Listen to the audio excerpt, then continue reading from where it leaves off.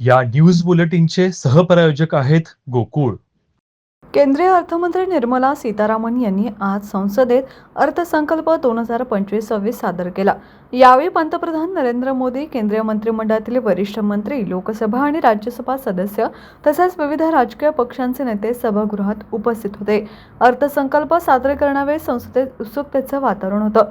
यंदाच्या अर्थसंकल्पात मध्यम वर्गाला मोठा दिलासा देण्यात आला. आयकर सवलतीची मर्यादा 7 लाख रुपयांवरून थेट 12 लाख रुपयांपर्यंत वाढवण्यात आली असून याचा फायदा लाखो करदात्यांना होणार आहे. यामुळे घरगुती खर्चाला चालना मिळेल असा सरकारचा विश्वास आहे. अर्थमंत्र्यांनी देशाच्या आर्थिक स्थितीबाबत माहिती देताना 2025-26 या आर्थिक वर्षात जीडीपी वाढ 6.5 ते 7.4% दरम्यान राहण्याचा अंदाज व्यक्त केलाय. विकासाला गती देण्यासाठी भांडवली खर्चासाठी रुपये 11,21,000 कोटींची म्हणजे जीडीपीच्या 3.1% इतकी मोठी तरतूद करण्यात आली आहे. तसेच वित्तीय तूट जीडीपीच्या 4.4% ठेवण्याचे उद्दिष्ट निश्चित करण्यात आले आहे. रोजगार निर्मितीसाठी स्टार्टअप्स, एमएसएमई आणि उत्पादन क्षेत्रावर विशेष भर देण्यात आला असून युवकांसाठी कौशल्य विकासाच्या योजना जाहीर करण्यात आल्या आहेत.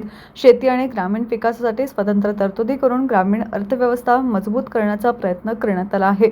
आरोग्य व शिक्षण क्षेत्रातही भरीव गुंतवणूक जाहीर करण्यात आली असून IITS, IISc यांसारख्या संस्थांतील संशोधन तसेच हील इन इंडिया आणि आरोग्य पर्यटन मोहिमेला प्रोत्साहन देण्यात आलंय.